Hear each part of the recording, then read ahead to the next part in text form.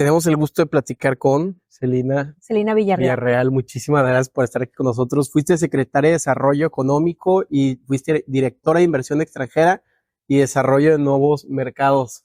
Exacto, gracias por la oportunidad. ¿Sabes qué? Empecé como coordinadora de inversión extranjera, luego como directora, luego subsecretaria. Hice una carrera dentro del servicio público. 14 años. Pues platícanos cómo entras al mundo, ¿no? del servicio público. Tú te gradúas de la UDEM, luego haces un curso como en Chile, ¿no? Sí, mira, me gradué de la UDEM, de Mercadotecnia Internacional, Uh-huh. y se abrió una vacante en desarrollo económico. Ahí varios amigos hicieron prácticas profesionales. Y me invitan a una entrevista, fuimos casi toda mi generación, Okay. en el 2002, uy, ya hace muchos años, en el 2002, y afortunadamente quedé en el proceso. Y estando ahí dentro de gobierno, pues me di cuenta que la parte financiera era fundamental, la parte de conocimiento económico. Entonces, de economía, hice una maestría en el 2006, me inscribí una maestría en la Universidad de Chile, Uh-huh. era una maestría en línea, doble titulación, la UDEM y la Universidad de Chile. Y bueno, pues estudié finanzas también, ¿no? Además de múltiples cursos de economía y desarrollo económico, ¿no? Llegas al servicio público y ¿qué te das cuenta? Que era, o sea, tenías una necesidad de este tema financiero, económico. ¿Dónde veías que habían áreas de oportunidad dentro del servicio? En el servicio público, mira, me sorprendí mucho porque dentro de mucha gente, o hay mucho desconocimiento, hay gente muy preparada dentro del servicio público. La mayoría de mis excompañeros, éramos 14 coordinadores, la mayoría eran del TEC, éramos 3 de la UDEM, entre economistas, abogados. Entonces era como multidisciplinario y mi intención era como seguir como aportando más, ¿no? Porque me tocó entrar, apoyar a pymes para exportar en el mundo, ¿no? Pero prepararlas de cero. Entonces ahí jugaba un papel muy importante Bancomext, en ese entonces, antes de Bancomext, luego ProMéxico. Entonces ahí fue donde empecé a ver áreas de oportunidad. Dije, tengo que tener conocimiento en finanzas, tengo que tener conocimiento en leyes, tengo que tener conocimiento como que un poco más diversificado y no nada más enfocarte en la de posicionamiento de un producto, ¿no? Sino que todo lo que hay detrás, ¿no? Claro, y yo, o sea, quiero pensar que tú estudiando pues en la Universidad de Chile, que el modelo de ProMéxico fue una réplica de ProChile, ¿no? De cómo funcionó tan bien. Exacto. Yo creo que en México hacía falta. Teníamos Bancomext, que era un organismo, pues, con mucha planeación, con mucha información. Había estudios de mercado que salían cada año de las oportunidades para empresas mexicanas vender productos al extranjero. Y también se posicionaban y se especializaban en buscar áreas de oportunidad de empresas que vinieran a invertir. Entonces, en aquel entonces era como más el outsourcing, ¿no? Era outsourcear productos hacia regiones de bajo costo. Y ahí estábamos y seguimos estando dentro de los países de mano de obra de bajo costo. Luego sale ProMéxico, que ProMéxico lo crea Enrique Peña Nieto, precisamente basado en ProChile, pero ya como para generar una marca país. Okay. Entonces, algo increíble, la verdad era algo increíble. Y seguían con este protocolo de preparar pymes para el mercado de exportación, pero también posicionándose para atraer empresas extranjeras que vinieran a generar valor. Entonces hacían estudios para mapear las capacidades y en qué eres bueno, en qué región, ¿no? Entonces creo que se generan políticas públicas interesantes para llevar desarrollo. Pues el norte se vende solo, ¿no? Desde las maquiladoras, pero para el centro-sur, y hay proyectos muy interesantes que fueron llegando. Digo, la industria aeronáutica crece en Querétaro, con Bombardier, que te platicaba hace un momento, Bombardier, luego llega Eurocopter y luego llegan las turbinas. O sea, como que se empezó a generar una dinámica muy interesante a través de ProMéxico, ¿no? Y en colaboración con los estados. Desaparece ProMéxico y siento que ahorita lo que yo visualizo, porque sigo en temas de inversión extranjera, es que ahorita todo el mundo está por su cuenta y eso genera como, pues no un orden, vamos a llamarle, ¿no?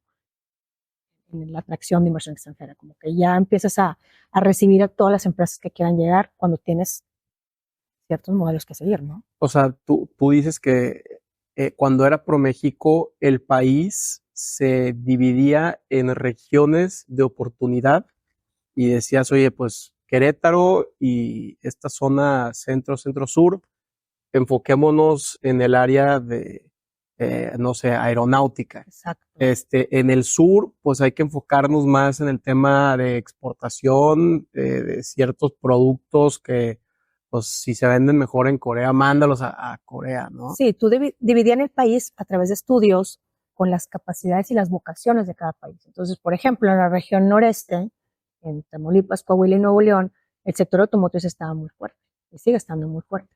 Y a Nuevo León le faltaba una armadura automotriz. Digo, producías el 65% de las autopartes, pero no tenías una armadura automotriz de vehículos ligeros, ¿no? Entonces, es como ir mapeando las capacidades y las vocaciones de cada región. Y así se fueron fortaleciendo a través de ProMéxico, ¿no? Claro. Una política de país. Pero, y sí es cierto, ahorita entra o quiere entrar una empresa extranjera a México y de lo que yo veo es que nadie levanta la mano, ninguna institución gubernamental levanta la mano y dice, yo te canalizo por aquí. Entonces hay muchas formas de entrar y creo que eso puede abrumar a un inversor extranjero que no sabe quién es el que le va a resolver estos temas o con quién tienen que hablar para hacer posible esto, ¿no? Sí, yo creo que se perdió mucho con la salida de ProMéxico y ahorita los gobiernos del estado igual, pues también sí reciben empresas, pero igual llegan a través de brokers, llegan a través de consultores, entonces se genera como dices tú, no hay una ventanilla única donde tocar y decir, oye, quiero invertir. Eso existía antes con ProMéxico y lo canalizaban los estados y tú lo capturabas dentro de desarrollo económico y ya invitabas a los diferentes actores para aterrizar esta inversión, que se generó un área de oportunidad o un negocio alterno para todos los consultores que traían este conocimiento.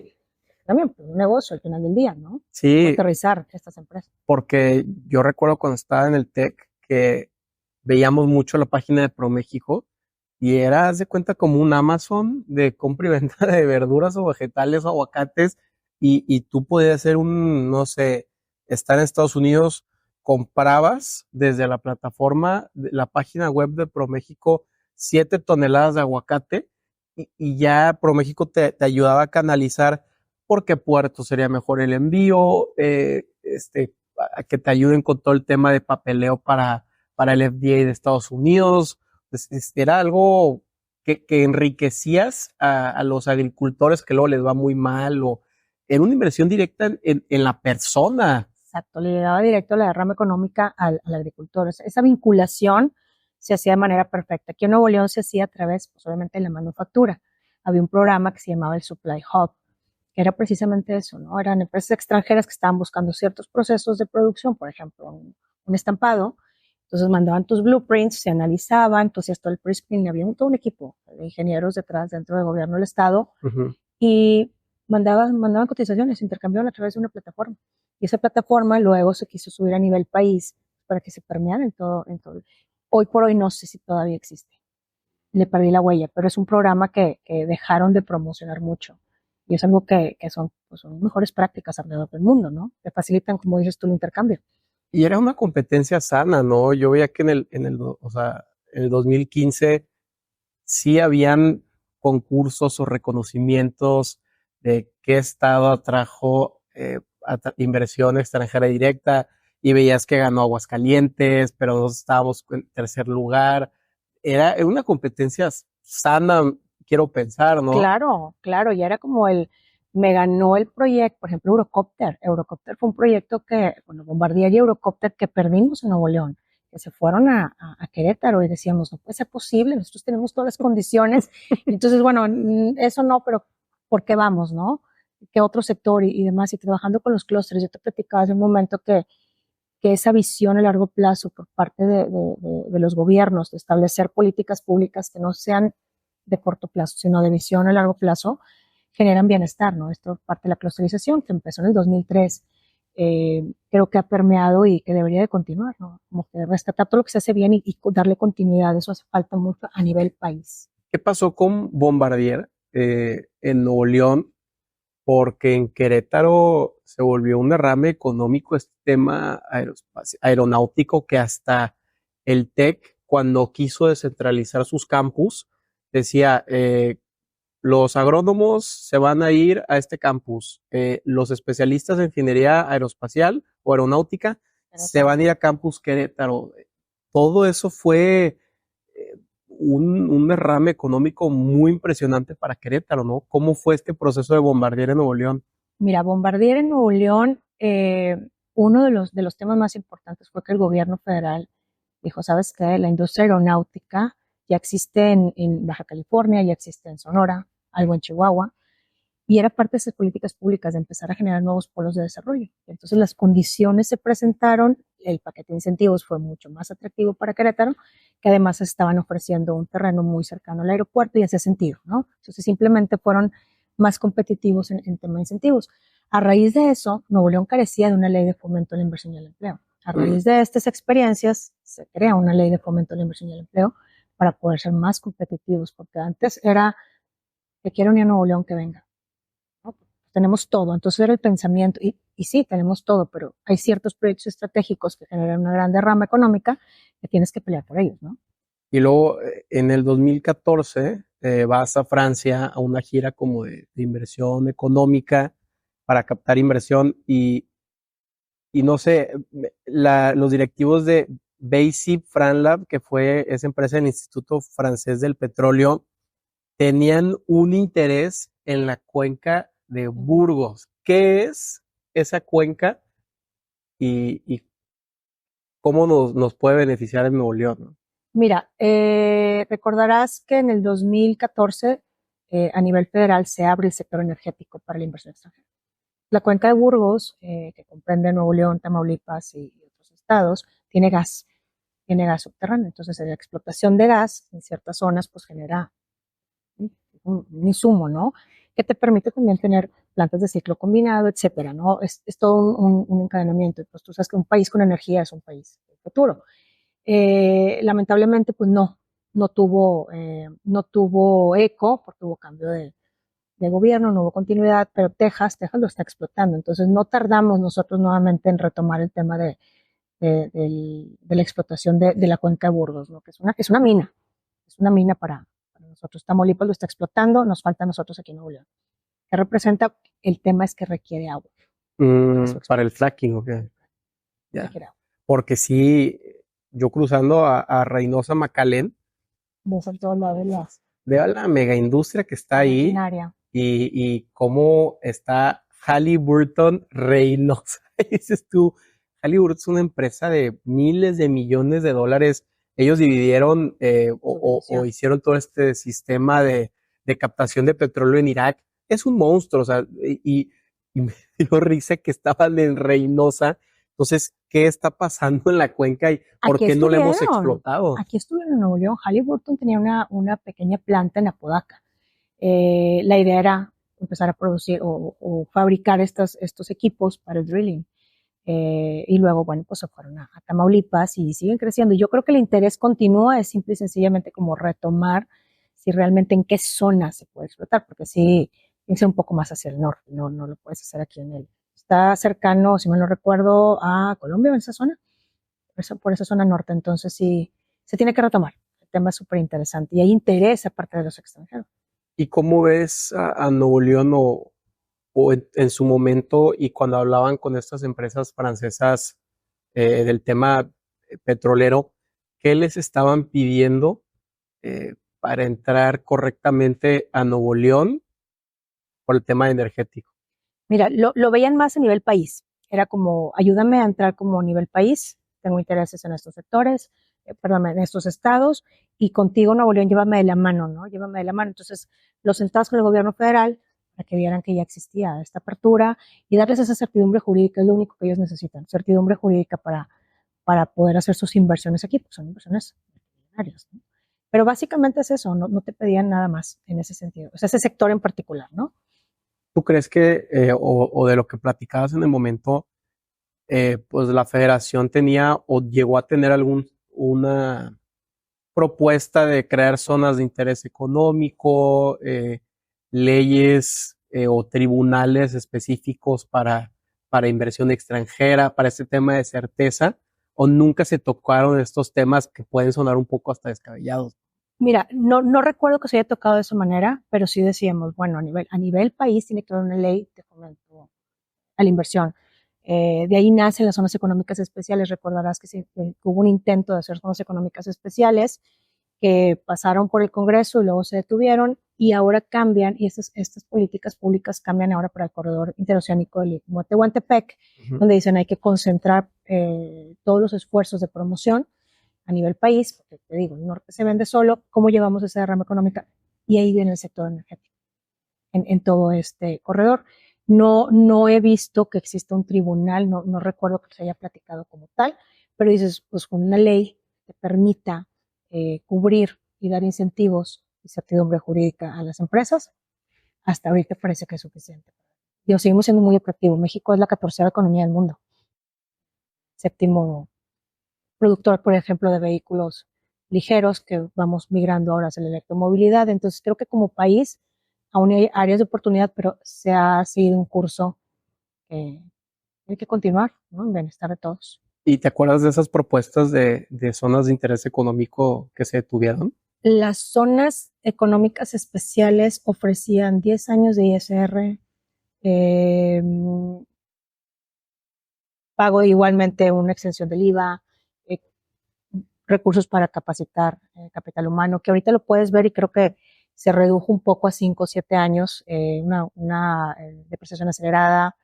Básicamente son los incentivos que estaban dando y que hoy por hoy, para el corredor interoceánico del Istmo de Tehuantepec, son esos incentivos, ¿sí? Pero muy acotados. Y pues obviamente va a haber free trade zones, etcétera, que te permite hacer muchas cosas. ¿Qué falta? Pues falta llevar mano de obra. Me falta ese componente de llevar más escuelas técnicas y reconvertir, porque se puede reconvertir el capital humano para lo que tú requieres en la industria. Se hizo en Guanajuato.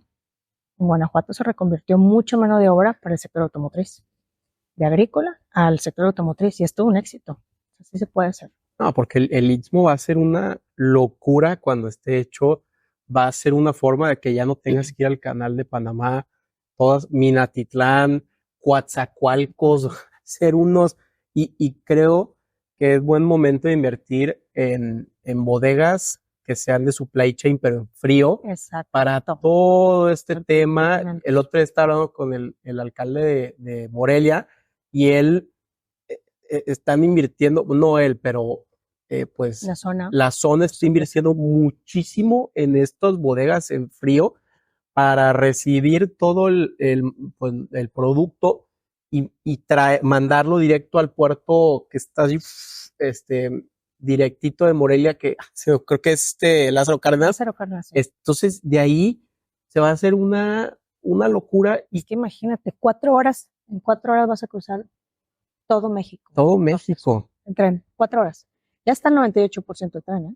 ¿Ya? Ya está el 98% de tren. Y los países se van a especializar, ¿verdad? Como decía este güey, Jeff Bezos mencionaba mucho cuando vendía el Amazon, el AWS y todos esos temas de la nube, él decía la metáfora que en su momento las cerveceras no se especializaban en lo que hacían correctamente y tenían muchos procesos que podían tercerizar, y ya la nueva generación de cerveceras dejaron de hacer estos temas que no eran su core business, y es lo mismo, cada país se va a especializar. México va a ser pues el país que alimente a todo Norteamérica, Estados Unidos, Canadá. Entonces creo que podemos tener ese impulso, pero también con la precaución de que no nos vean solamente como una economía agrícola, ¿no? Claro, no, yo creo que México se ha posicionado muy bien en el sector agrícola, pero también en el manufacturero. Digo, te comentaba hace un momento, prácticamente somos el país que fabrica, o sea, el 7º lugar en fabricación de vehículos ligeros. En el sector electrodoméstico, 1 de cada 10, y si me es que son más ahora, deben ser como 9 de cada 10 refrigeradores, lavadoras y secadoras que ves en Estados Unidos se hacen en México. Entonces es como un sector que se ha ido fortaleciendo en los años, ¿no? Y lo importante, que ha habido un encadenamiento en donde las pymes y las empresas mexicanas se han subido a esta cadena de valor y forman un eslabón importante. Ya no nada más estamos como una maquiladora, ¿no? Estamos aportando, ¿no? He platicado hace rato de la manufactura. Pues hay centros de investigación y desarrollo que se han trabajado en los últimos 20 años. Se ha incentivado mucho, falta invertir un poco más mucho más, porque creo que es un porcentaje muy bajo del PIB, es mucho más del 1%, lo que se invierte en investigación y desarrollo, pero como tú dices, la especialización por regiones en el mundo va a ser, ¿no? Entonces yo creo que en el sector automotriz y electromovilidad vamos a seguir fortaleciéndonos como país, en el área de electrodomésticos, la parte agroindustrial, y creo que también en los medical devices hemos hecho un buen papel también a nivel mundial.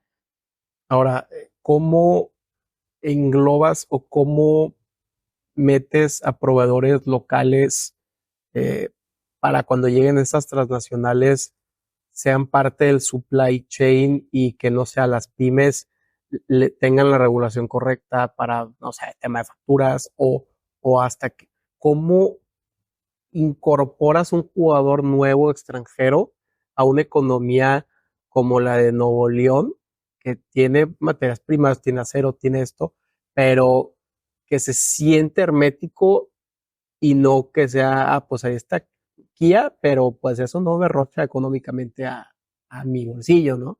Sí, mira, yo creo que es todo es que crear todo un ecosistema, ¿no? En el gobierno, tanto federal como estatal, han invertido durante muchos años justamente en lo que estás comentando, ¿no? Identificar qué procesos de producción existen en Nuevo León, en pymes, y cómo profesionalizarlos. O sea, una empresa de maquinados, por ejemplo, que tienen centros de maquinado y que tienen producción importante, pues cómo los llevas y cómo los apoyas para que capaciten el personal, que estén certificados, que tengan una transparencia en sus cotizaciones, en ir traqueando el producto, o sea, los vas llevando con elementos. Hay muchos apoyos para todas estas empresas y las vas preparando. Hay un programa en particular que todavía existe y es una subsecretaría muy importante que es la Industria y Comercio, que es la que prepara todas estas pymes y a través de los clústeres y la triple hélice, trabajan mucho con las universidades. Siempre hemos trabajado mucho con las universidades para poder ayudar a estas empresas que se integran en la cadena de valor. Entonces, cuando viene una empresa extranjera buscando ciertos procesos de producción, los presentas. Había eventos grandísimos de matchmaking. Era citas B2B con estas empresas para decir, oye, aquí está la empresa, era el primer approach, y luego hacías visitas para poder llevar, y las mismas empresas dicen, sabes que le falta esta certificación, entonces en conjunto los preparas para llevarlos a ese nivel, ¿no? Por eso te digo, hay una integración en Nuevo León muy importante en el sector electrodoméstico, puntualmente en el electrodoméstico y en el automotriz, que te puedo decir que son casos de éxito.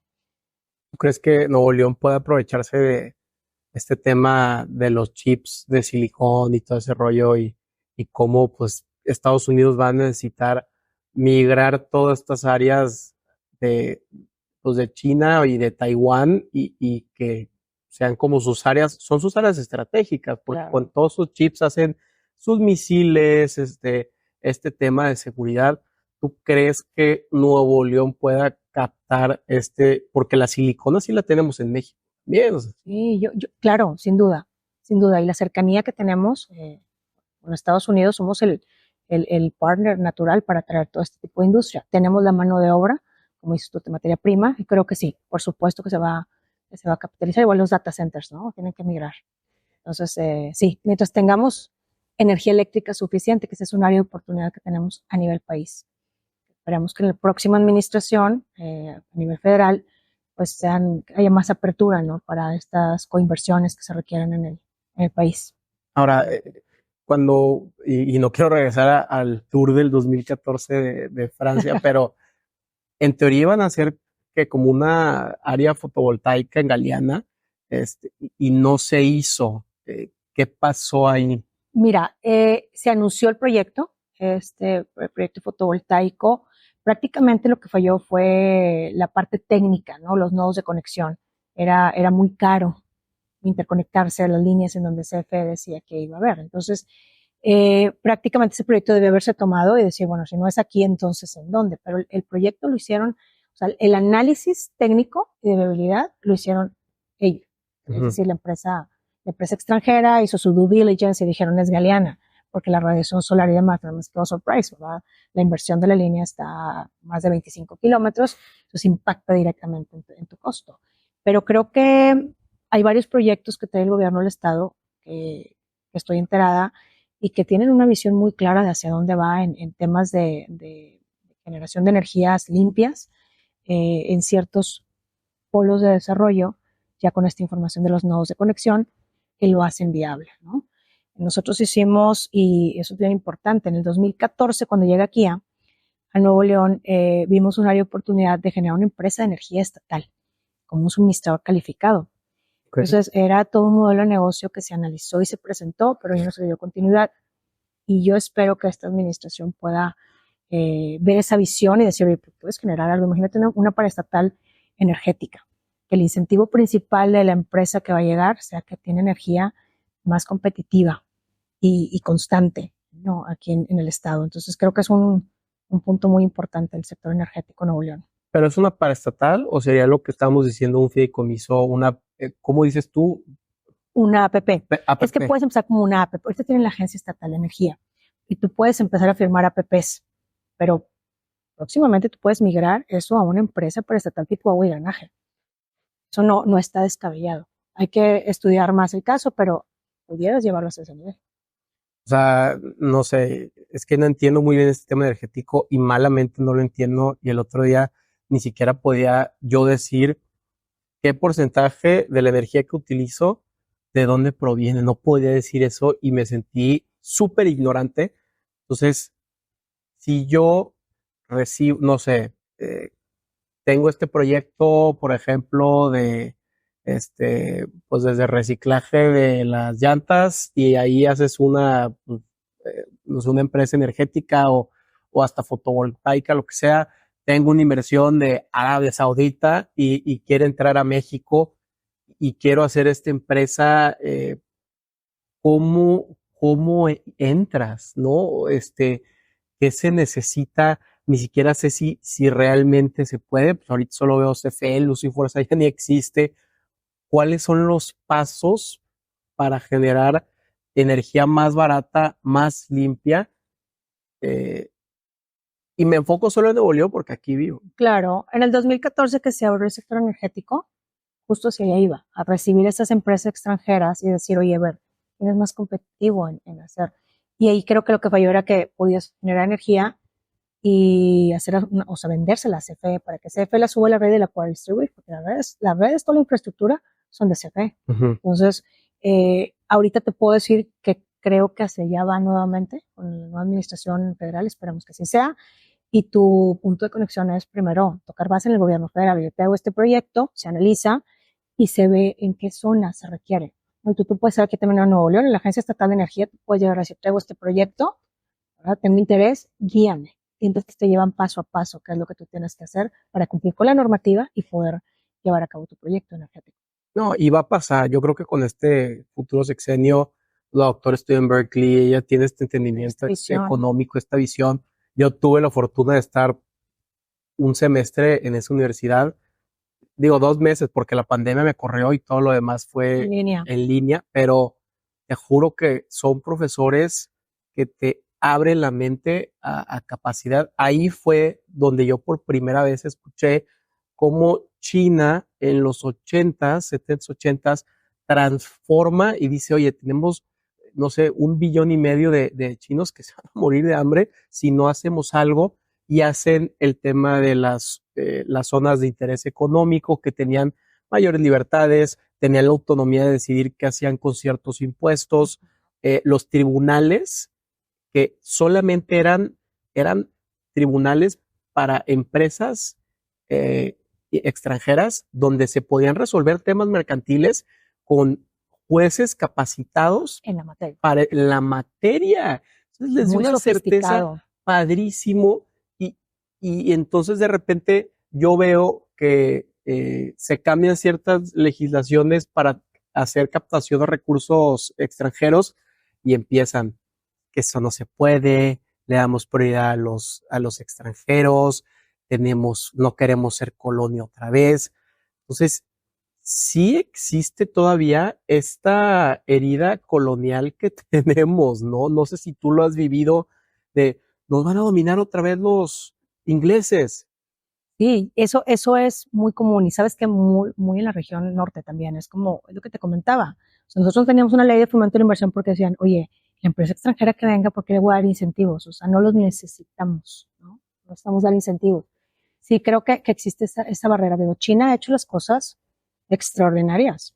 De ahorita China, ¿cuántos vehículos chinos vemos ahorita? Pero high-end. O sea, BYD, Chery, todas estas empresas son de primer nivel, pero ha hecho su tarea China, ¿no? Fortaleció la industria local, permitió que vinieran extranjeros, pero tenía una política importante. Todas las patentes que se generaban, el país tenía preferencia sobre ellas, cosa que nos ha faltado mucho en México. Aquí nos han utilizado mucho históricamente así ha sido, ¿no? Como un país de manufactura, para una plataforma de exportación, manufacturas y plataforma de exportación para el mercado norteamericano, lo que no está mal, pero estamos listos para el siguiente paso. Te decía, esa visión de aquel gobernador del 2003, Natividad González Parás, es decir, en 20 años tenemos que llegar a la manufactura y empezar a generar, no nada más decir, se produce en México, ¿no? Sino se diseñó y se desarrolló en México, además de que se manufactura, es como toda la cadena, ¿no? Generar este valor y pues, generar las condiciones, pero creo que es bien importante lo que tú dices, ¿no? Ahorita con esta oportunidad que tiene el corredor del Istmo de Tehuantepec de generar estas zonas francas, tener un tribunal especializado para resolver esos conflictos mercantiles, como tú dices, bueno, imagínate, le da una certeza, te pone en otro nivel como país, ¿no? Y atraer más centros de investigación y desarrollo, no te van a colonizar, al contrario, vas a evitar que haya fuga de capital humano, porque la mayoría de los chavos que tienen acceso a una beca del CONACYT, que se van a Berkeley o que se van a cualquier, a Sheffield en UK, no regresan. Y con eso generas un ecosistema para hacerlos que regresen y que lo que invertiste en esas becas, pues obviamente se vea beneficiado tu país, ¿no? ¿A qué te refieres con la mentefactura? La mentefactura en aquel entonces le llaman a la parte de los ingenieros que están en investigación y desarrollo, ¿no? Es más como, no es la manufactura de la máquina, sino tu mente está creando cosas, ¿no? Hacia allá iba el concepto en el 2003, te estoy hablando, ¿no? No, sí. Una visión de 20 años, que Porque hoy por hoy está. sí, y tienes toda la razón. O sea, al final del día, el que le pone el branding al producto es el que tiene el mayor margen, ¿no? Y lo vemos como Japón, cuando se hace todo el plan Marshall en Estados Unidos y le meten mucho dinero a este país. Japón dijo, sí vamos a ser una maquiladora o armadora de carros, pero le vamos a poner nuestro branding. Y así salen Toyota. Y lo mismo hizo Corea, pero si te das cuenta, China no le puso branding a sus carros hasta hace 5 años. Fue un mega error. Y aquí en México igual, como no tenemos armadoras, tenemos esto y el otro.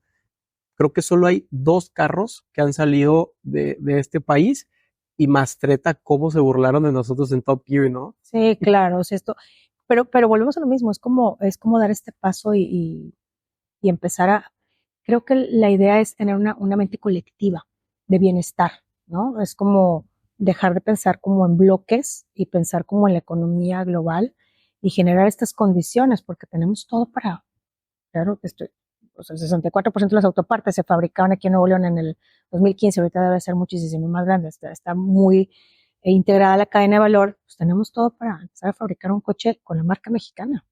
Creo que también nos falta un poco de confianza, ¿no? Autoconfianza en el país de que lo puedo lograr, lo puedo hacer, tengo todo. Se están generando coches y vehículos todos los días aquí en Nuevo León. Yo creo que es falta de capital, ¿no? Que es difícil o de lo Acceder acceder a ese gran capital, esos mercados capitales, Sí, ¿no? sí, tienes razón, pero tenemos las universidades, bueno, ahorita el CONACYT no está en las mejores condiciones, pero tienes instituciones y tienes muchos organismos internacionales de los cuales puedes obtener recursos, pero sí, falta como ese líder que ya sabes que como pudiera ser el clúster automotriz, que creo que lo han hecho en ciertas ocasiones, el espacial, decir, vamos a hacer un coche, un vehículo eléctrico hecho en México y empezar a bajar recursos y tratar de vender la idea inclusive entre los mismos industriales locales, ¿no? Para ir juntos y de la mano para llegar a ese producto. Pues eso requiere el gobierno federal y muchos recursos. Y Tienes razón. en el tema de inversión extranjera, cuando tú estabas específica en esa área, veían pues futuro o era viable atraer inversión extranjera del mismo Latinoamérica. Sí, sí, por ejemplo, en IT, en software, era un tema así como venían empresas de la India, pues venían empresas pues, de Chile, algunas colombianas, brasileñas, inclusive de algunos sectores en particular, pero sí, claro, sí, es viable. Es viable. Latinoamérica es digo, no sé si has visto las cifras, pero Chile, Brasil, Colombia son sumamente competitivos. Y es como hacer este corredor, a veces casi siempre volteamos hacia la economía de Y por eso te Estados decía, Unidos, pero claro, nosotros buscamos inversión de todo el mundo y lo que hacíamos es a través de los clústeres, veías cuáles eran los gaps en la cadena de valor, generabas un caso de negocio y era como, ¿quién es el mejor del mundo? Por ejemplo, en los moldes, puntualmente en los moldes para la industria del plástico, ¿no? El especializado en los moldes de alta calidad que se requerían en la industria estaban en España. Entonces, pues vamos a España a invitarlos a que vengan a invertir en Nuevo León. Y así es como íbamos invitando de manera, digamos, como tiros de precisión para llenar nuestra cadena de valor. Había una visión muy clara de hacia dónde queríamos llevar a Nuevo León. ahora, y me estaba esperando porque estoy muy emocionado por el tema de Kia. Como te decía en el TEC, hablábamos muchísimo del éxito que fue traer una armadora de ese nivel, eh, y me quería esperar porque genuinamente estoy muy emocionado. Creo que fue un mega logro. La gente dirá lo que sea, pero yo sí creo que hay un derrame que puso a Nuevo León en otro nivel en el tema global. Platícanos de cómo empieza Kia, cómo empieza este trayecto. Claro, mira, sabes que con Grupo Hyundai, la relación México-Hyundai empezó en el 2006, cuando Hyundai empieza a buscar proveedores, ¿no? Para reducir un poco sus costos. Vienen, visitan Nuevo León. Me tocó de manera, yo era coordinadora de inversión extranjera en ese entonces, y luego fui directora, pero en ese entonces pues yo conocí a Kia y a Hyundai, porque en el mismo grupo estaban buscando proveedores, pero era como un scouting. En aquel entonces anunciaron una planta, recordar, las noticias lo puedes buscar, Hyundai Tamaulipas. Hyundai se va a Tamaulipas, entonces era así como que, bueno, pues ya perdimos ese proyecto, ¿no? Eh, Era muy estudiado, te digo, estaba muy consolidada la industria automotriz en Nuevo León, pero para la exportación, ¿no? Entonces decíamos, nos falta una armadora automotriz. Debo ser honesta, peleamos muchos años Toyota, al mismo tiempo estábamos peleando Toyota, y en el 2013 nos dicen, oye, Hyundai está de shopping, donde, bueno, más bien Kia, el grupo, Kia, la marca como tal, pero el grupo Hyundai está de shopping en México, van a venir a visitarlos. Pero están muy avanzados en negociaciones, 3 estados. Tú vas como es muy caro Nuevo León, porque eso era, la mano de obra era muy cara.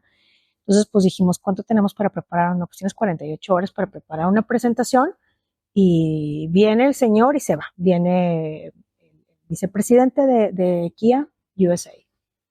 Y me acuerdo que participó mucha gente. Obviamente yo era la directora en ese entonces, era directora, tenía mi subsecretario, hicimos todo un equipo de trabajo, agarramos a la gente, hicimos una presentación, la verdad, muy padre, y dijimos, esto es Nuevo León, ¿no? Y nos dijeron, necesitamos terreno con tales características, ¿no? Un cuadrado perfecto, que tenga, bueno, perdón, un rectángulo perfecto, que tenga tanto frente a la carretera, que tenga cierta infraestructura, que tenga ferrocarril. Entonces vas haciendo como esta búsqueda, pero yo ya tenía 7 años. Yo en lo personal, Selena Villarreal como coordinadora, yo veía proyectos estratégicos, entonces conocía todo el área metropolitana y a eso me dedicaba, ¿no? A recorrer toda el área metropolitana para ver una política pública de llevar las empresas, generar nuevos polos de desarrollo, ¿sí? Entonces la región periférica era la natural. Y con Toyota barrimos todo el estado. Entonces había 2 zonas, pesquería y Salinas Victoria, el CAR, ¿no? Y me dicen, es que tienes que presentar un terreno. Entonces yo hablé con Toyota y le dije, oye, ¿qué posibilidades reales tenemos? Me dice, vas en segundo lugar, ¿es Guanajuato o es Nuevo León? Y así, dije, pues voy a presentar los terrenos de Toyota. Nos presentamos, le dije, ¿sabes qué? Voy a presentar estos terrenos porque pues, viene otra empresa. Me dijo, pues adelante, no tienes exclusividad, no hay nada firmado. Los llevo, sobrevolamos ese día al Carmen Salinas y me dice el presidente, iba mi jefe, iba yo. Y dice, no, No les gustó. not good, no, vaya, no, espérame, tengo una segunda opción acá en pesquería. Entonces volamos a pesquería, me acuerdo que le hablé a Ternium, le dije, oye, vamos a aterrizar, ayúdame. O sea, teníamos toda la logística, ¿no? De emergencia. Entonces aterrizamos en Ternium, en el helicóptero, nos bajamos, caminamos el terreno y dijo, I like this, ¿no? Entonces fue así como, pues, bruto, ¿qué hacemos, no? y ya tenía toda la información, pues te digo, tenía estudiando años estos terrenos, toda esta zona con Toyota. Entonces, eso ayudó muchísimo, porque ya estaba estudiando el terreno. Entonces, todo lo que te pedían, curvas de nivel, infraestructura, de dónde vas a tener, de qué puntos de conexión, cómo están los niveles, los desniveles, el topográfico, etcétera. Toda esta información ya estaba en una carpeta para ellos. Entonces, pues nos dicen, oye, pues está muy padre, pero tu mano de obra es muy cara. No, espérame. O sea, no está cara, vamos a ver cómo podemos hacerlo, con qué me estás comparando. Y de ahí empezaron las negociaciones. Y fue una negociación muy, muy complicada, porque pues, tú sabes que la cultura coreana no es sencilla, ¿no? Entonces, como era un estira y afloje, y les encantó el terreno y empezaron a pedir mucha información y eran visitas y constantemente y grupos técnicos, que la parte técnica es la más complicada, ¿no? Las negociaciones las puedes llevar, pero la parte técnica, si es viable o no es viable, ¿no? Y pues este es un caso de éxito porque es pesquería. Todo el mundo dice, ¿qué lo van a qué ver hacer esta pesquería? Bueno, es un polo de desarrollo. Tenemos plantas de tratamiento de agua, las más grandes de Latinoamérica, muy cerca de donde están. Les vas a dar agua industrial, que la traten. O sea, es como también cuidando un poco el agua que tenemos en la ciudad. Necesitas agua, pues hay agua industrial, tú trátala, ¿no? Ferrocarril, pues tenemos ferrocarril. Y bueno, pues viene todo esto, ¿no? Y luego viene el tema complicado, ¿no? Necesito estos incentivos, ¿no? Te vas a la ley de fomento de la inversión y hay un consejo, ¿no? Entonces se pasa por consejo y todo el mundo vota a favor y dice, vamos a traerlo. Es lo que faltaba dentro de la cadena de valor. Y como tú dices, hay un antes y un después. Hacemos un estudio de, bueno, a ver, ¿cuál va a ser la derrama económica real? Porque pues es un tema muy importante y incentivos de por medio muy importantes, ¿no? Y ya cuando ves, aquí traigo los datos, en aquel entonces se hablaba que el PIB se iba a mover entre 1.5 y 2 puntos adicionales de lo que ya estás creciendo constantemente, dices, va, claro, o sea, lo recuperas en un año. Y dicen, yo necesito empezar a construir en septiembre. Estábamos en marzo negociando. Marzo, abril, en junio, julio cerramos el proyecto. Y en septiembre los señores empezaron a mover, excepto el land leveling. Lleva una prisa. Entonces, es un proyecto real que de verdad no nos la creíamos lo rápido que había pasado. Porque tenían años estudiando. Y tuve la fortuna de ser parte de este grupo de negociación. Y faltó un tema muy importante que se tiene que hacer, pero era un centro de entrenamiento especializado para el sector automotriz, ahí mismo en pesquería. Y pues obviamente, pues pesquería ahora es pesquía, ¿no? Pesquería, ahora, pero lo posicionamos a nivel mundial. Y Nuevo León hay un antes y un después, ¿no? Sigue la derrama económica que generó durante la construcción, pues imagínate, se vinieron a vivir cualquier cantidad de expats, la derrama económica que se veía era pues imagínate, iban a producir entre 300 y 450,000 unidades, pero a 10 años iban a reinvertir, 7 años, perdóname, 7 años iban a reinvertir. Entonces, estás hablando que el primer impacto que llega y luego reinvierten, pues esto va a seguir continuamente creciendo la planta y generando empleos. Eran 8,000 empleos al inicio, ya duplicaron la fuerza laboral. O sea, la verdad que fue un proyecto que yo sigo pasando por ahí y digo, wow, lo logramos en Nuevo León, ¿no? Hay todo un equipo de trabajo, por supuesto, muchísima gente involucrada. Y debo decirlo, había voluntad política a nivel estatal y a nivel federal. Y eso es una coyuntura perfecta. Si no, este proyecto nunca se hubiera dado. Los incentivos y el recurso viene federal, sobre la mayoría. ¿Cuándo o en qué momento dijiste tú, ya, firmamos y ya llega a Nuevo León a pesquería? Cuando me invitan a Corea a una cena. Y en la cena el presidente dice, mira, está increíble, Nuevo León está muy caro. Y si tú me das apoyos para capacitar y me ayudas con el impuesto sobre la nómina, yo con eso mitigo el impacto, el diferencial, entonces ya no voy a ir a otro estado, ¿no? Mi competencia más fuerte era Durango. Durango estaba fuertísimo. La verdad está precioso el terreno también de Durango. Pero logramos y dije, va, o sea, va sin pensarlo. Dije, esto va y aquí lo cerramos. Y fue en Corea, donde nos dijeron, luego nos invitaron a Nueva York a cerrar el MOU.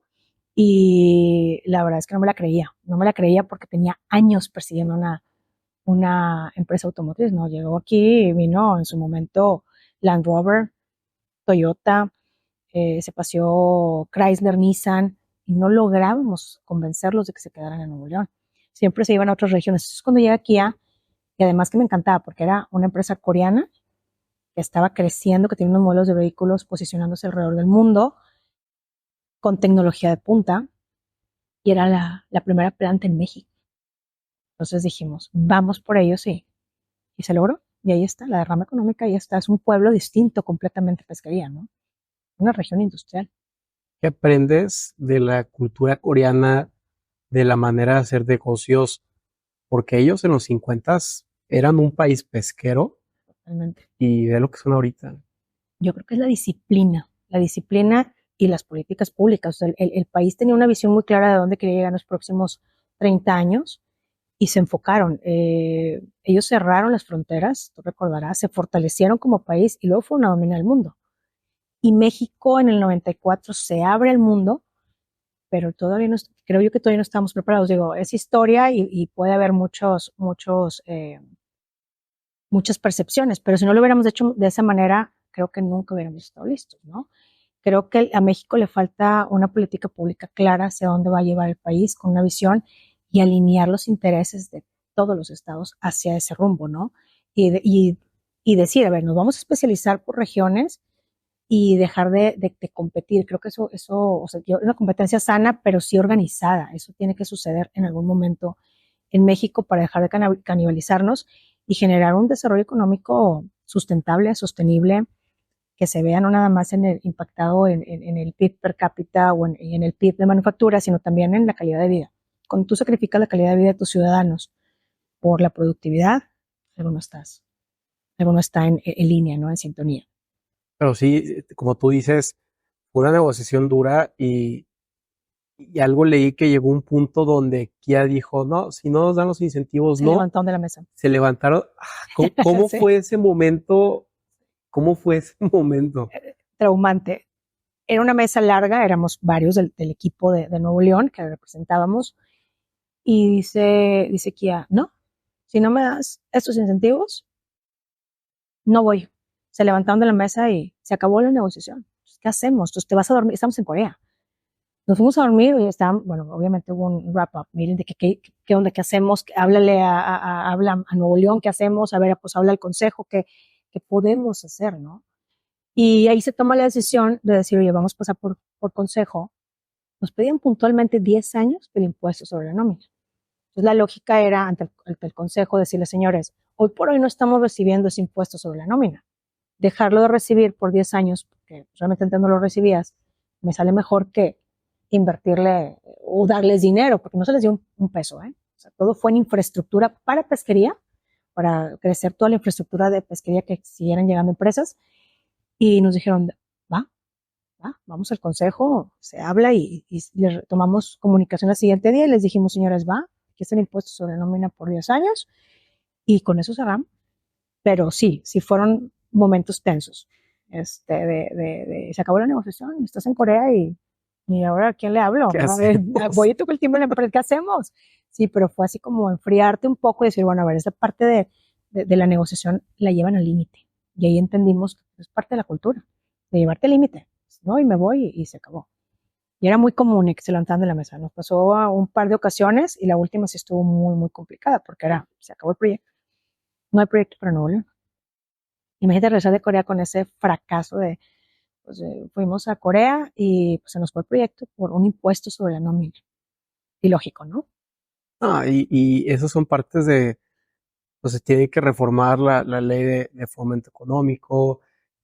Como dicen, está el sapo para la pedrada, ¿no? Cada Claro, caso es particular exacto. y pues bueno, ¿qué se aprende o cuáles fueron los blueprints de este caso de éxito que tuvo derrame económico real en Nuevo León y en México? ¿Y cómo crees que lo pudiera, no sé, replicar otro estado, ¿no? Este mega éxito. Pues mira, yo creo que es parte de conocer cuáles son tus fortalezas y romper paradigmas, ¿no? Al final del día, por ejemplo, Coahuila, si tú a Coahuila le preguntas, oye, ¿quieres una armadora? Y como que ya se le hace algo muy común, porque tiene muchas armadoras, pero para nosotros era aspiracional tener una armadora, que teníamos todo. Entonces yo creo que es disciplina, es contar con las políticas públicas y una visión clara. Insisto mucho en una visión clara de hacia dónde quieres llevar tu estado. que tú puedes abrirle la puerta a todas las empresas que vengan aquí a manufacturar, pero vas a colapsar. Vas a colapsar la mano de obra. Por ejemplo, Nuevo León está en un empleo pleno ahorita, ¿no? La tasa de desempleo es muy pequeña. Entonces, si tú traes una empresa, por ejemplo, ahorita una armadora, vas a generar un conflicto, una rotación que no tenías antes. Y mucha gente dice, happy problems. Sí, son happy problems, pero tienes que planificar. Entonces, pues empieza a traer más mano de obra, ¿no? Es invitar más mano de obra, empieza como a preparar el Estado para cuando llegue esa empresa no impacte otras industrias. Tú sabes que Nuevo León está muy diversificado en diferentes industrias, entonces pues va a haber una rotación que es normal, debes, pero hasta cierto punto que puedas tú como planear ese impacto que va a tener de manera positiva para el empleado, pues es que cuidar todos los frentes, ¿no? El empleado, el empresario, entonces como ir cuidando toda esa parte, ¿no? Claro. Ahora, de lo que escucho el caso Kia, que es el tema del terreno, el tema de hacer negocios con un país extranjero, que la federación esté de acuerdo con el Estado, que los clústeres, siempre has tenido tú una visión como muy holística de todos siempre ha sido así. Lo aprendí en el camino. Cuando yo llegué al gobierno no existía eso. Yo llegué en el 2012 al gobierno. Cuando llega Nati con esta visión holística, pues yo aprendí.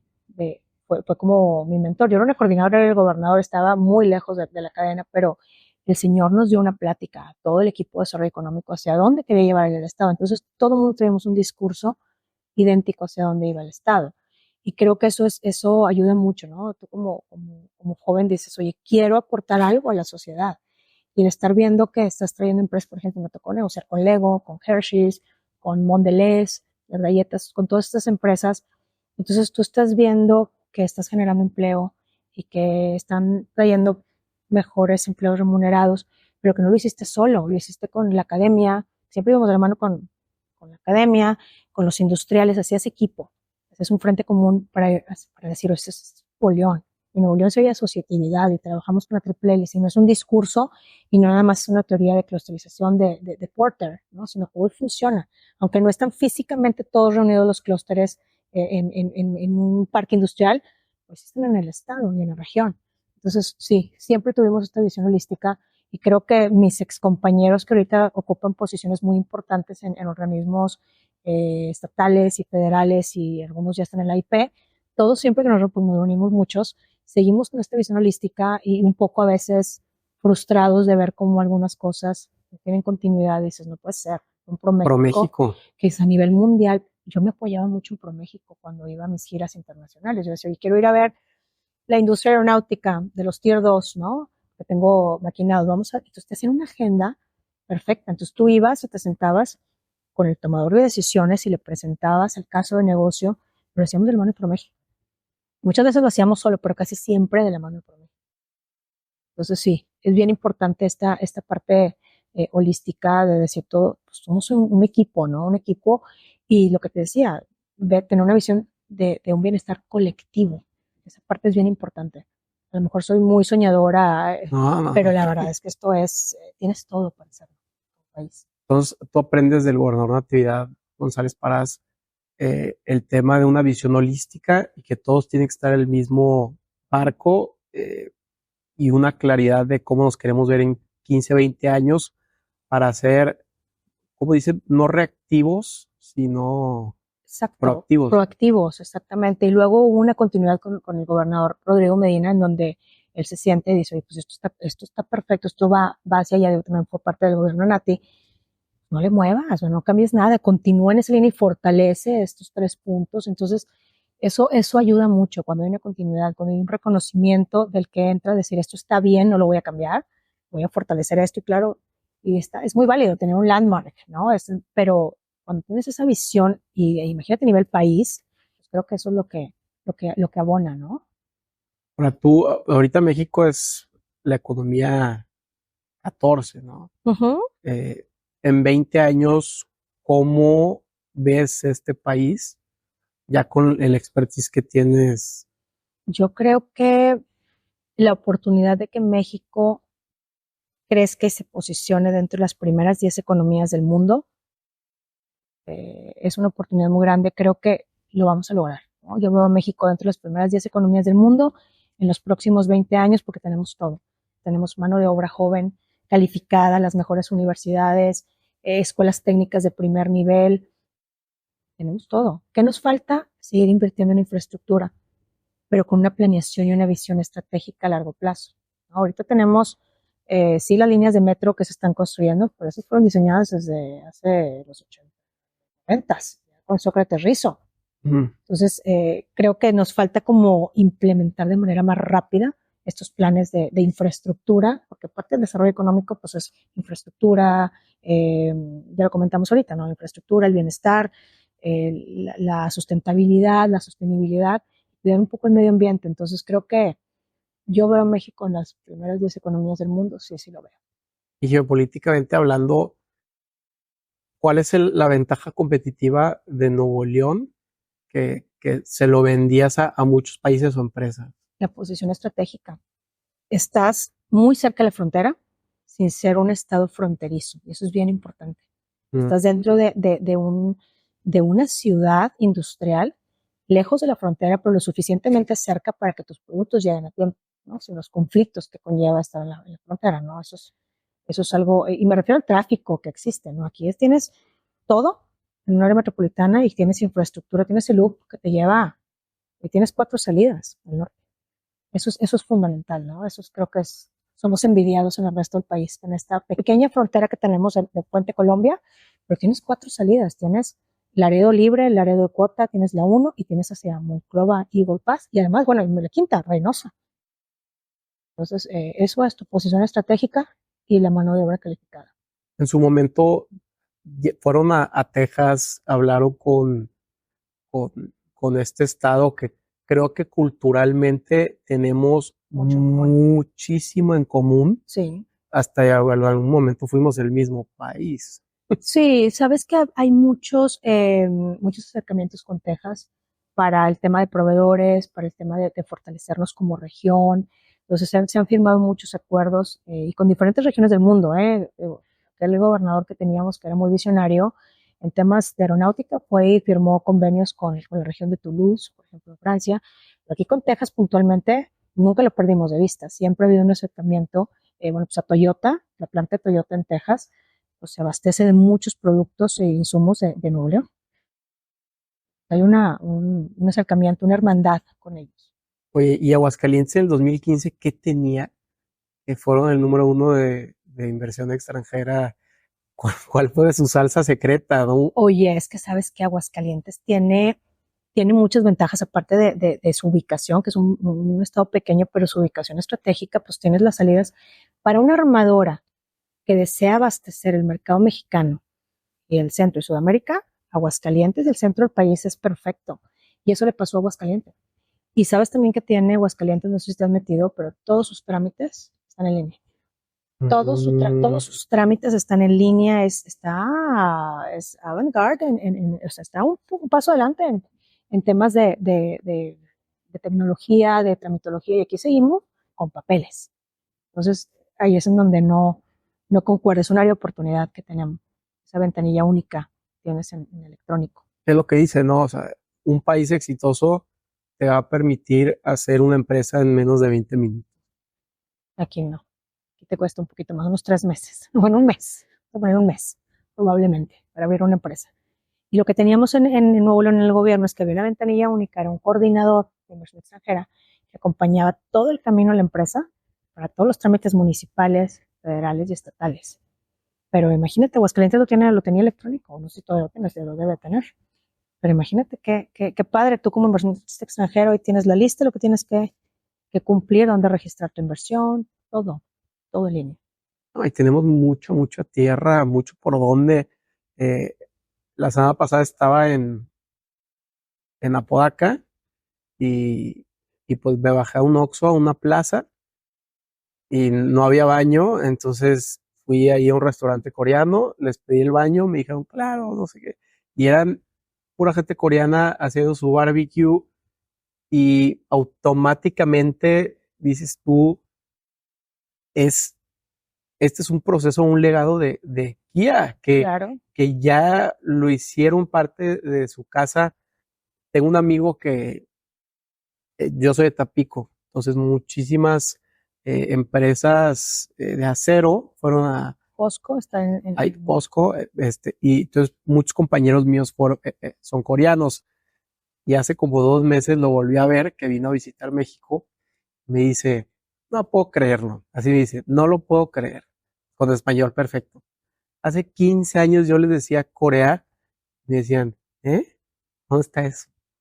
Y ahorita que regresé, empiezan, no, no, tía, no, el K-pop, no, ese Barbie coreano, no, que mi hijo se fue a Seúl, y dices tú, y hasta él una envidia de cómo eso no pasó hace 15 años, y cuando, tiene mucho que ver también la llegada de Kia y cómo eso a nosotros como país nos da una plusvalía o una verificación de se puede hacer negocios. claro, y además la inversión extranjera te permite, además de conocer otras culturas y fusionarlas, pues obviamente es un intercambio de tecnología, de procesos, pero culturalmente hablando es, tú vas a los colegios, mi hijo tiene muchos compañeros coreanos, que hace 20 años pues era inimaginable, ¿no? Como tú lo acabas de comentar. Entonces yo creo que para mí cada vez que veo un coreano, siento un orgullo y los que estuvimos todos involucrados en el proyecto seguimos comentándolo. Qué padre que lo logramos porque, digo, y nos pasó también con Lego y con otras empresas danesas y demás, pero aquí en particular era como, en, a mí a nivel personal, cuando yo empecé a ver armadoras automotrices, dije, el día que yo traiga una empresa automotriz, yo me retiro de este tema de desarrollo económico porque ya no hay más que yo pueda lograr. En ese momento lo pensaba, ¿no? Tenía 30, ahorita digo, podría regresar a nivel federal porque falta mucho por hacer, sí, pero en ese momento era mi meta. Y lo logré y justamente fue cuando cambia la administración y cambia el gobierno y me retiro, ¿no? Pero caminar o recorrer los parques industriales ahorita y ver la cantidad de empresas en las que me tocó participar que continúan creciendo y que sigue llegando inversión, dices, wow, hay mucho por hacer todavía, ¿no? Oye, como abogado del diablo, ¿o qué le decías cuando tú querías atraer una inversión extranjera y le decías, tenemos que darle estos beneficios fiscales? Del otro lado te decían, ¿cómo vamos a beneficiar a un extranjero? ¿Por qué no una empresa nacional, traición a la patria, etc.? ¿Cómo manejabas esa disyuntura que se escucha muchísimo todavía? Sí, claro, yo creo que fue todo un tema, ¿no? Y cuando lo platicábamos nos decían, es que no necesitas darle tantos incentivos. Entonces tú ponías y ahí tengo el estudio, ¿no? Decías, a ver, todos los estados y a nivel mundial, todas las empresas reciben ese tipo de incentivos. Y aquí está, son públicos, son incentivos públicos. Además, son empresas públicas, tienen que tener registrado lo que reciben de parte de los gobiernos, ¿no? Como incentivos. Y me decían, es que no nos interesa. Nos decían varios industriales, no nos interesa que venga, es más, no nos interesa que vengan ellos porque no nos van a comprar. Entonces decías, oye, ahí tomas una decisión como el bienestar colectivo versus los intereses particulares, ¿no?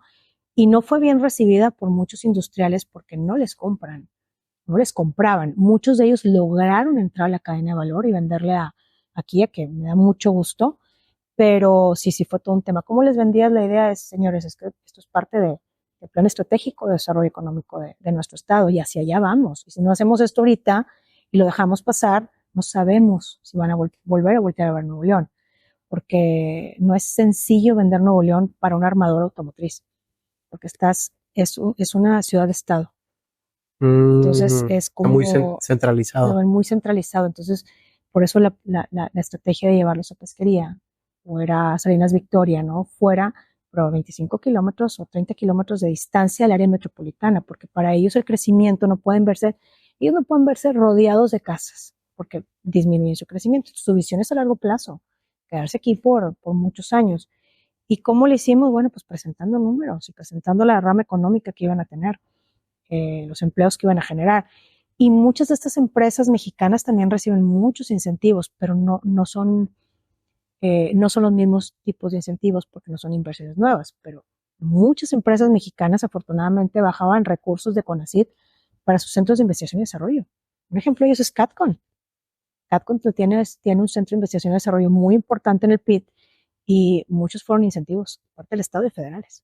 Y eran uno de los principales que se oponía. que llegara, a que llegara aquí. A mí me gustaba que llegara, que diéramos tantos incentivos, ¿no? Pero pues ahí está la empresa y sigue creciendo. No, que deberías de hasta escribir un libro del real caso Kia pues porque a la gente le sirve mucho y muchas veces de la juventud no sabemos bien quién, quién bajó ese balón. En su caso, pues obviamente fueron ustedes, fue la institución, pero no sabemos de dónde provino todo esto y como dicen, o sea, es replicarlo, ¿no? La primera suerte, la segunda, pues ya es experimentación y la El tercero tercera, es primo. replícalo. Exacto. Sí, yo creo que sí lo he pensado ahí, sí me han propuesto escribir un libro y tengo un aliado estratégico que es la contraparte de Hyundai. Estuvo al otro lado, un mexicano que estuvo en Hyundai, que vivió todo el proceso y hemos platicado, él es escrito. Mm. Entonces hemos platicado de vamos a escribir un libro, no nos hemos dado el tiempo, pero lo voy a hacer. La verdad es que sí es una historia que tiene que ser contada. Y desde el punto de vista dentro del desarrollo económico, lo que se vivió para poder traer este proyecto y las barreras que teníamos en contra locales. Eso es fundamental, ¿no? Sí, porque ese tipo de empresas cuando entran rompen paradigmas y mueven las instituciones y hay gente que no le gusta porque es actualizarse, es tú como empresa nacional, pues tienes que mejorar tus procesos, entonces tú estás cómodo y llegan estas empresas y te Eso. mueven así el árbol, entonces quieras o no, puede ser incómodo y a la gente no le gusta mucho el cambio, entonces eh, sí se entiende por un lado por qué puede llegar a ser incómodo, pero también por el otro No puedes detener el crecimiento que de ningún no, lado. no, que te tienes que moverte, así como cuando el TEC hizo su cambio del sistema TEC 21, cómo se quejaban los maestros, hasta que uno me dijo, una institución que no se está moviendo es una Tiende a institución morir, claro. muerta, muerta. Eso, sí, totalmente. Sí, yo creo que hay y te digo, insisto, hay un antes y un después de Kia en Nuevo León. Y la otra, bien importante, o sea, llegaron a dominar el mercado en la venta de automóviles. O sea, agarraron una participación de mercado de 25%. O sea, fue una cosa, fue como que todo al mismo tiempo, ¿no? Disruptiva totalmente. Entonces, y llevó a otras empresas a mejorar, a generar mejores productos y a competir. Directamente, ahorita como nos va con las chinas, ¿no? Que vienen, te digo, con modelos divinos. Y por ahí se escucha que vienen dos armadoras más a Nuevo León. Eh, que por ahí digo, como regia de bruto, de parte económica, pero después digo, híjole, tenemos la infraestructura suficiente, estamos preparados para dar ese paso o falta, pero si no damos el paso, no lo vamos a hacer. ¿No? Y vienen probablemente dos más. ¿Y crees que se pueda con todo este tema energético la electricidad, los recursos, todo Yo eso? por eso confío y creo que la decisión de que sí se instalen en México y en particular en Nuevo León es precisamente porque tienen ya resuelto el tema energético como una alternativa, ¿no? En ellos poder producir su propia energía para consumo. Hay que ver ahí cómo el desencadenamiento de estos próximos anuncios que estoy segura que va a hacer el gobernador en corto. Oye, y otro municipio como Pesquería que tú le veas futuro y que pueda descentralizar un poquito más a Monterrey. Pues tienes pesquería, tienes Suazua, que está creciendo impresionantemente, tienes Salinas Victoria y García, por supuesto. García es como, para mí es uno de los municipios más importantes porque está dentro del área metropolitana todavía, pero lo suficientemente alejado y que te permite traer empresas que quieren abastecer el mercado mexicano y también una parte de una producción al norte. Hay mucha tierra, tienes mano de obra cercanas como el segundo dormitorio, el primero de Guadalupe y Juárez también es otro de los municipios que veo con buenos ojos y crecimiento. Toda la región periférica hacia allá va. Pues, Celina, ¿dónde te encontramos? ¿En redes sociales? ¿En algo? Gente que quiera acercarse o sea, es una expertise que no muchos tienen en el país. Sí, mira, la verdad es que no manejo mucho mis redes sociales, es un error, pero aparezco en Instagram como Celina Villarreal. Ahí me pueden encontrar y estoy en LinkedIn también. No soy muy dada a las redes sociales, es como un área de oportunidad que tengo, pero lo voy a hacer. Creo que es importante interactuar y la verdad es que los jóvenes vienen con nuevas. Digo, yo también ya estuve del otro lado y traes un hambre de conocimiento y cómo hacer las cosas también por tu país, cómo involucrarte en el gobierno, ¿no? Eso es importante. Y yo creo que todos, o la gran mayoría de los chavos deberían de vivir la experiencia de trabajar en gobierno por lo menos 2 años, porque es un servicio social, ¿eh? No crees que es bien pagado. Y luego te enamoras, no te envuelve, pero no es nada bien pagado, por cierto, pero aprendes muchísimo de la expertise y lo que aportas pues como regresarle un poco a la comunidad de lo que te hemos dado, ¿no? Y luego pues agarrar otro camino y seguir conectado con el gobierno, pero debería ser como mandatory para ciertas carreras, Sí. economía, leyes, etcétera. Y a la academia no te gustaría entrar. Yo sí entraría a tu clase de Fíjate que inversión extranjera, que con también es algo la que, licenciada Celina Villarreal. gracias, sabes que sí, lo he pensado y creo que lo voy a explorar. Me tocó una época también en la que salgo de gobierno y pues tengo un hijo chico que me demanda mucho. Ahorita ya es adolescente y tengo un bebé, pero ahorita ya ya está creciendo también, el bebé ya no está tan chiquito. Es Bebé como ya de 3 años. 300 meses, ¿no? Así como diría mi mamá. Más o menos, así estamos. Entonces, pero ya llegó un momento en el que tengo que retomar mi carrera profesional. Creo que también es muy sano para los hijos. Y sí, me encantaría trabajar en la academia. Yo creo que esa es la próxima puerta. O sea, escribir un libro y dar clases, eso es algo que voy a hacer en el corto plazo. Porque no estoy en contra de los profesores que solamente han estado en la academia, pero muchos que realmente me han enriquecido es porque estuvieron en el campo de batalla, a mano, pues en el servicio público, y luego regresan ya con este conocimiento digerido. Totalmente. Y estoy aprendiendo 20 años de experiencia con Sí, que ya no nada más es mi la teoría, profesor, ¿no? La llevas a la práctica, sí, es un tema que tengo que hacer, lo he platicado y lo voy a tomar muy en serio. En el corto plazo va a haber un libro de Celina Villarreal y estaré dando clases de inversión extranjera y mejores prácticas en alguna universidad pronto. Pues aquí esperemos leer pronto ese libro, me encantaría y pues muchísimas gracias por darme esa entrevista. Yo sé que no haces muchas, entonces te agradezco muchísimo tu tiempo y pues se me cumplió ya entender el caso Kia. Al contrario, mil gracias por la oportunidad. La verdad es que después de que salgo de gobierno por temas polémicos y demás, sí decido como no hablar del caso, pero la verdad es un caso de éxito que se tiene que conocer y se tiene que como dicen en el rancho, no hay que cataraquearlo, porque lo lograste, lo hiciste con todo un equipo de trabajo y esperemos tener la oportunidad de regresar al servicio público en alguna ocasión y pues, seguir abonando un poco de la experiencia que tenemos, ¿no? No, vas a ver que sí te van a volver a buscar porque México va a seguir creciendo y ya tienes el know-how. Muchas gracias a ti por la invitación, un placer platicar contigo el día de hoy y bueno, pues de tus órdenes. No, igualmente, muchas gracias, Elina. Gracias.